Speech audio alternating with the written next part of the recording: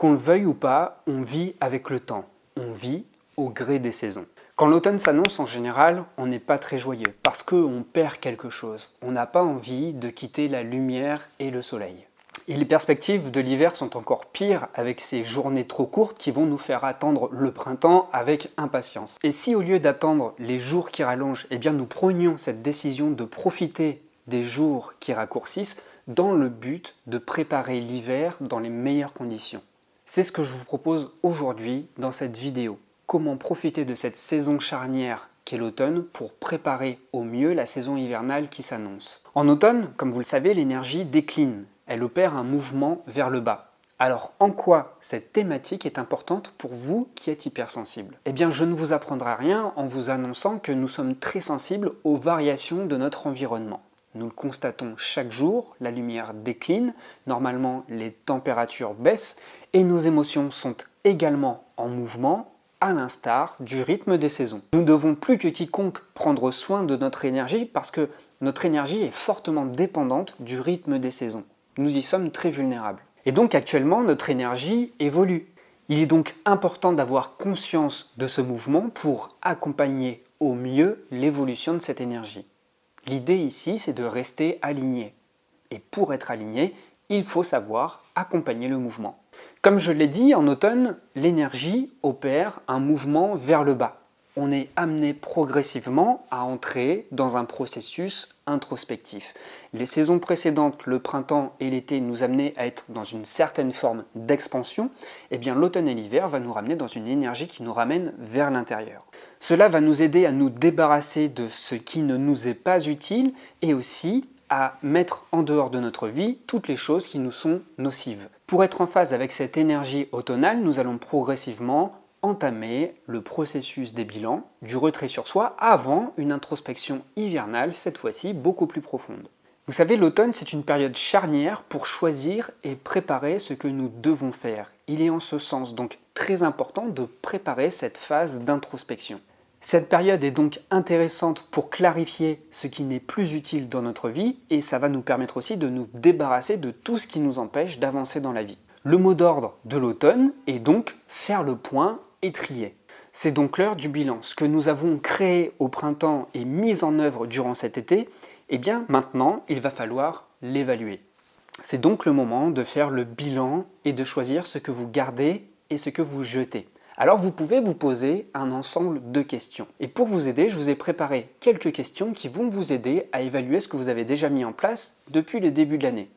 Alors ce que je vous propose, c'est de mettre, en attendant cette vidéo sur pause, le temps de prendre un carnet, un stylo pour noter ces questions et ensuite je vous invite à avoir ce temps de réflexion, ce temps introspectif pour vous aider à préparer cette introspection hivernale. Alors, est-ce que vous êtes prêts maintenant? On va pouvoir commencer les questions.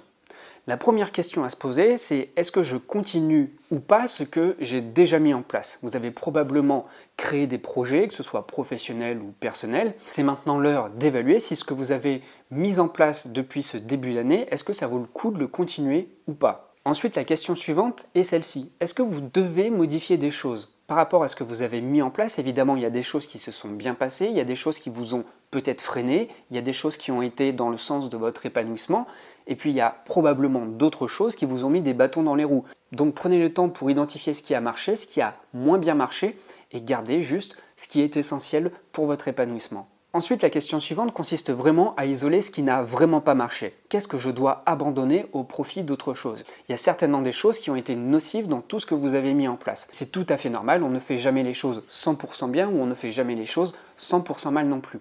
Dans tout ce qu'on fait, il faut voir ça comme un bloc qu'on sculpte, comme un bloc qu'on taille et évidemment, au début, l'œuvre n'est pas parfaite. Eh bien, votre ouvrage de cette année, c'est exactement la même chose.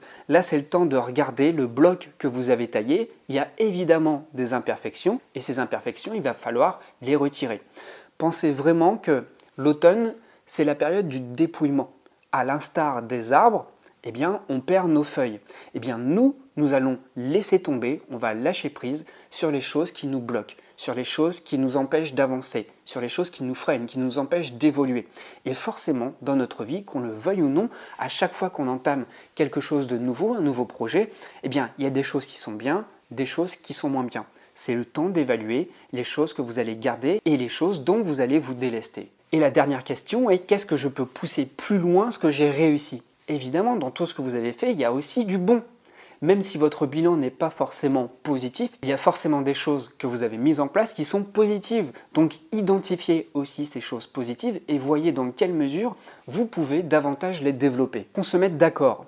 L'automne, c'est pas la fin de l'année. Faire le bilan, c'est pas faire une conclusion. C'est juste là, cette période charnière dans l'année, cette période intermédiaire qui va vous permettre de savoir ce que vous allez garder et ce que vous allez abandonner. Maintenant, comme je l'ai dit, l'année n'est pas finie. Vous avez encore des choses à réaliser. C'est la dernière ligne droite avant la fin de l'année. Donc en connaissance de ce que vous avez déjà construit tout au long de l'année. Il y a des choses que vous allez garder parce qu'elles sont positives, parce qu'elles sont saines, elles sont vertueuses, elles vous épanouissent. Il y a des choses qu'il va falloir modifier parce qu'elles sont encore perfectibles et elles méritent encore du travail. Et il y a des choses que vous allez devoir abandonner.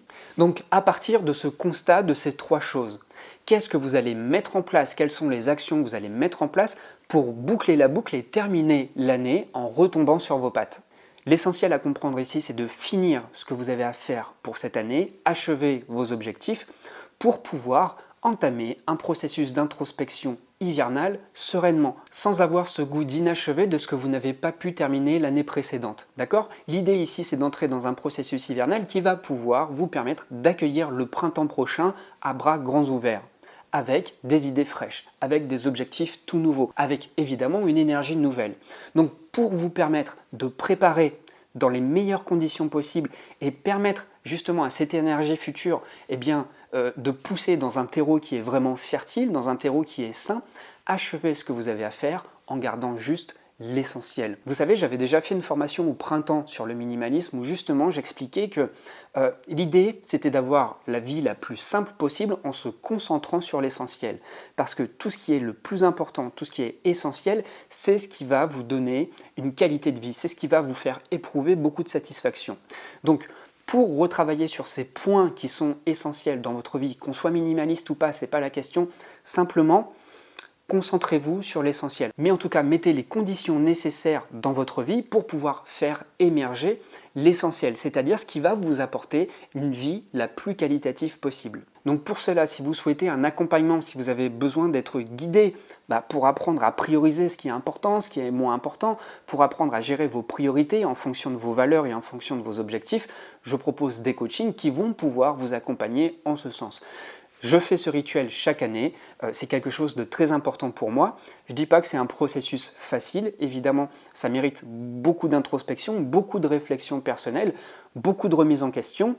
Je l'avais déjà expliqué dans les vidéos précédentes, la remise en question n'est pas toujours quelque chose de facile, en tout cas de fluide et d'intuitif, parce que ça remet profondément en question nos valeurs et ça demande un retour réflexif sur notre vie, ce qui n'est pas toujours facile parce que évidemment ça fait bouger des choses qui sont fondamentales en nous. Ça nous amène à mettre les mains des fois dans le cambouis, dans des choses qui ne sont pas forcément agréables et ça peut même faire émerger de la douleur. Et plutôt que de laisser cette douleur tapie comme ça, en la laissant sous-jacente toujours dans notre énergie, eh bien il est plus sage de la voir en face, de traiter avec elle et de prendre des décisions. C'est ça, vous êtes décisionnaire de votre vie. Je vous assure, alors le processus au début peut peut-être vous paraître difficile ou laborieux même, mais l'essentiel, c'est de travailler clairement, c'est de vous apporter plus de clarté. Et à travers ces questions-là, justement, vous allez apprendre à clarifier les choses, à voir plus clair.